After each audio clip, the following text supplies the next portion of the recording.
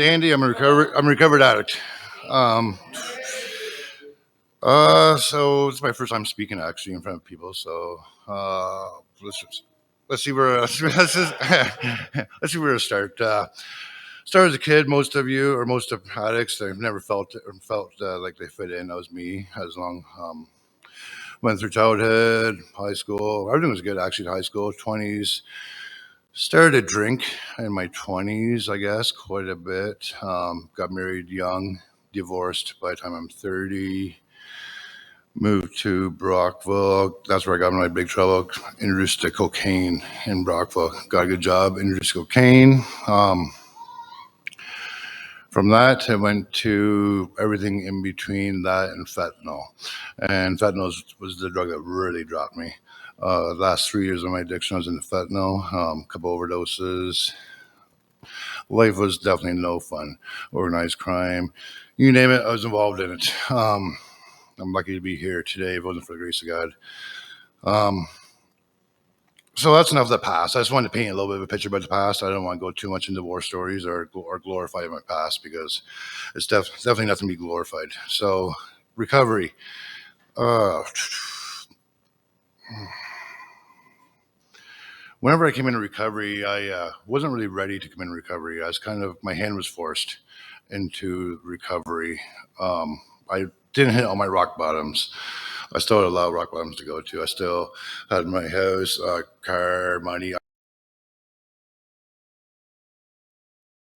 Thankfully, I did hit the rock bottoms, lose my soul out there, and lose my way of life as far as a moral compass, I guess you could say.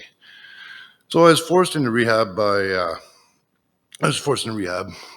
guys gave me an ultimatum. So I went to rehab, not really thinking that I would stick it out. I thought, okay, I'll go for 30 days. And then after 30 days, I'll just go back to the way I was doing because I was having fun. I wasn't really ready to give it up at that point. However, so keep in mind, my last 3 years of using fentanyl, I never went without once. I never had a withdrawal. I was always at my arm's length. So I never had any withdrawals. I didn't even know what a withdrawal was, to tell you the truth. I just never had any. I just always had it right there. So I went to detox. I felt like I was going to die.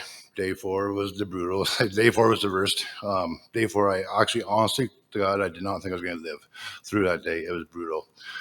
Day 5 comes along, feeling a little bit better. I go down, they give you a bag. I go down, I pack my bag. I want to get out of there. Go down and pack there to the front desk. And I'm like, okay, I'm out of here. I'm going home. And then they're like, no. The guy from the rehab called and says, we're not letting you go. Like, no, I go home. Like, I go home just for a couple of days. I go to rehab. Like, no. You got to go from here to rehab. So then that kind of sucks. But so then they came up and picked me up from, I went to Newgate 180 in Merrickville, excellent rehab. I credit them to a lot of my success today. So I went to rehab. 2 weeks into rehab, I kind of bought into the program. First 2 weeks, I was just kind of filling in time. 2 weeks into it, I bought into the program that there could be hope. There might be a possibility that I may be able to live without the use of drugs. So I kind of went off that hope, I guess, for the last 2 weeks I was there. The last day, I kind of had, I wouldn't say a spiritual awakening, but I had an awakening the last day that I really thought I could do it. Just as actually, sorry, it wasn't last day. It was a night before I was supposed to leave rehab, and that was the night I had a kind of awakening with one of the counselors, and I kind of broke down. And then that's whenever I thought, you know what, I can't do this kind of thing. So I went home. The girl I was living with kind of ran my house. The trap house there was gone, so I had to go clean that up and kind of obviously get rid of her. From there, I was still living in Brockville. I knew I couldn't stay in Brockville. I had to get out of Brockville, so I moved to Ottawa 2 months after 2 months out of rehab. I managed to stay clean for 2 months, moved to Brockville, opened my own business in building furniture.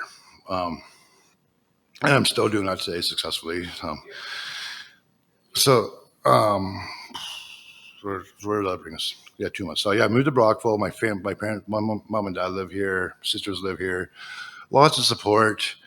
I feel that was the best move I probably made, was a geographic change for myself. If I would have stayed in that small town kind of thing, I knew everybody. Eventually, I feel I would have ended up relapsing. Um, I just maybe not, but anyway. So I moved up. So this is a 2020. This is in 2020. I went to rehab in January 30th. Got out February 30th. COVID hit March. So then there's no meetings, no nothing. So I had to do everything online at that point. So that was even more of a struggle. But there was a meeting in Perth that I found that was online. So I drove 45 minutes twice a week to Perth to make sure I went to an in-person meeting. And I still go to that meeting today. There's a lot of great people there. And that brings me to 2 months. Open my business. Fast forward, everything's going great. I'm going to a lot of meetings. My shop burns down. Probably in April 2021, my shop burns down. I get a phone call in the morning. Everything's burned down. My tools, everything's burnt. I had no tenants insurance. I was leasing the shop, which was covered because there was an electrical fire. However, I had no tenants insurance, so I lost everything on my tools, like planers, saws. I had a couple of projects on the go. Lost it all. My brother-in-law is a pastor of a church in Stittsville. And they created a GoFundMe page. So then they created enough money for me to get up and going, and it was just a miracle. It was just it was just a miracle. Because if I was ever gonna, I look back now, if I was ever gonna cave, that probably would have been time I would have probably relapsed, because I was at all time low. I'm like, you know what, I worked for everything I have here, and now it's all gone. So I'm like, what? Like, but that church came together and picked me up and made sure I got through. So that was a great thing. So that was 2021. Got another shop, still working, and still recovered 2.5 years later. Now, I guess I'll go into what works for me as far as my recovery goes. Meetings works, the step works. Step work is important. For me, I mean, determination and self-will definitely works, but you definitely need that spiritual awakening, and you need God involved. If God's not involved, you're gonna have a tough go. For the first 2 years, I probably had one foot in on the spiritual level. I was kind of like teeter-tottering on a spiritual level. I was going to meetings, keeping in contact with people who were in the program, but the spiritual level was lacking. The last 6 months, I kind of got in with 2 feet on a spiritual level, and the gifts and rewards I'm seeing from that are amazing. So many gifts, so many rewards, and I just had a spiritual awakening. And I look back now at all the moments in my life, and I'm thinking, holy, you were there, God. You were there, God. There's no way I would have got through that without you, God. And now I look back at my life, and I could see where God carried me through. And it's actually really amazing once you hit that point where you see where God does carry you through during those bad times. And if you ask me, that's probably the most important thing of recovery, is making that spiritual connection. And whether it's a higher power, God, whatever your higher power might be. People have different higher powers, and whatever your higher power is, but you definitely need something to lean on those bad days, on those not so good days, because this is not an I program, it's a we program, meaning higher power and all of you and all the people from the rooms. I'm trying to think of anything else I forgot. I think that's probably just about it, guys. Just happy to be here. And if it wasn't for all of you grateful recovering addicts and alcoholics, I definitely wouldn't be here today. So I do thank you as all for being here. Thanks.